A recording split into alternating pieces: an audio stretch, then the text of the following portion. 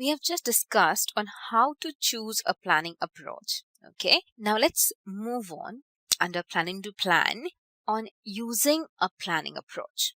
Okay, so choice of a planning approach among the alternatives available or the creation of a unique approach drawing on various alternatives is the first step in evolving a vital and successful planning process. Okay, the second step comes as planners seek to plan following their approach. Like most planning decisions, the choice of a planning approach is likely to be only partially correct. As experience accumulates, planners will find themselves continually adjusting the way they plan.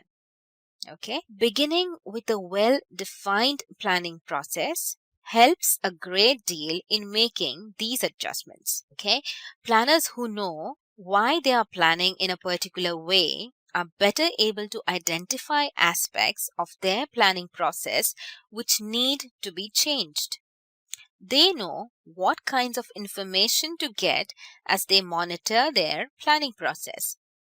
For instance, planners following a rational or comprehensive approach will give special attention to their ability to collect and use processed information in the analysis stage. They will search for new and stronger methodologies for using this information for decisions.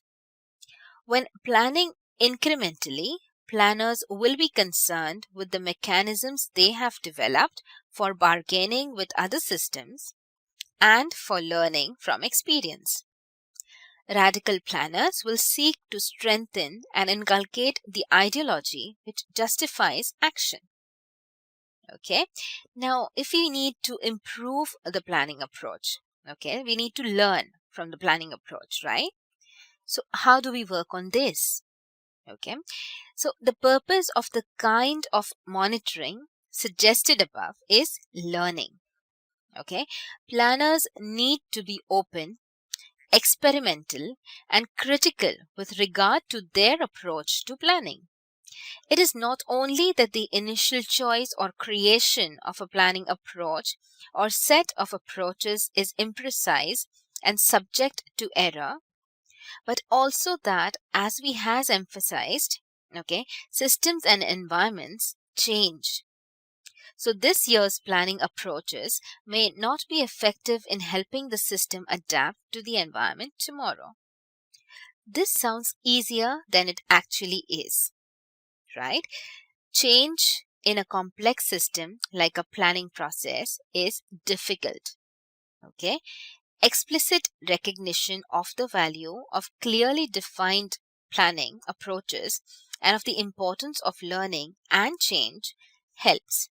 Okay, it also helps to remember that a planning approach that does not fit well with the system and the environment has less of a chance of leading to effective planning and successful adaptation of the system to the environment. A system that is not adapting well will have to make significant adjustments. One of the first places to look is the planning subsystem itself and the people who operate within it. If that subsystem is not well adapted itself to the larger system and the environment, it will have to be changed or even replaced. Okay, perhaps this is why planning subsystems, whether permanent or temporary, are always subject to the authority of others in the system, those directly charged with the system management and sensitive to factors in the environment. Okay, a family surviving two terrible vacations in a row will have to get a new vacation planner if they want to achieve their goals. Isn't that true? Okay, now we will move to the next communication strategy. Okay, that is planning to act. Okay, so the first level is planning to plan, which we have spoken about, in which planners choose or create a planning approach based on an analysis of key factors in their system and its environment. They then test this approach and learn how to improve it in the second level of planning, that is, planning to act. Okay, so planning to act is the conscious effort to adapt the system to the environment in order to achieve system goals given a particular planning approach. Okay, now this definition, of course, is much the same as a general definition of planning. Correct? The difference is that the outcomes of the first level of planning, whether conscious or unconscious, shape the way in which effort is made. Okay? In our discussion of planning to plan, we noted several ways in which the structures and assumptions of different planning approaches affect the planning process. Put more simply, the elements of ASDAL are given different emphasis on combined in different ways under different approaches. The elements of rational thought, ASDAL, and planning approaches function somewhat like foods and menus. Okay, the same foods can go into several different kind of meals depending on the menu, right? So the meals that result can be quite different depending on what the menu says about the quantity and quality of each. Okay, like rice, meat, vegetables, and tea can be combined to produce one meal fit for a growing child. Okay, another for a malnourished adult, or a third for an overweight executive with a heart disease, right? So this merely puts in graphic form the relationships that we have been discussing. Okay, the important thing to note perhaps is that there are many different possible processes for planning to act.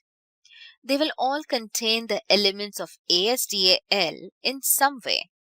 The differences among these real-world planning processes will be explained at least in part by differences in the underlying planning approach. That planning approach, of course, has resulted explicitly or implicitly from analysis of key factors in the system and in the environment. So let us look at two selected examples of the ways in which different planning approaches lead to different emphasis on the elements of planning, that is, analysis, strategy, decision, action, and learning. Okay, in a relatively pure rational comprehensive approach, considerable emphasis will be given to the analysis element. Okay, planners will seek to create a large body of information about the environment and their system as the basis for strategy development. They will make projections from this information about the future, seeking at all times to achieve a high level of precision in their analysis and a correspondingly low level of uncertainty, obviously. Okay. Alternative strategies will be formally developed and evaluated.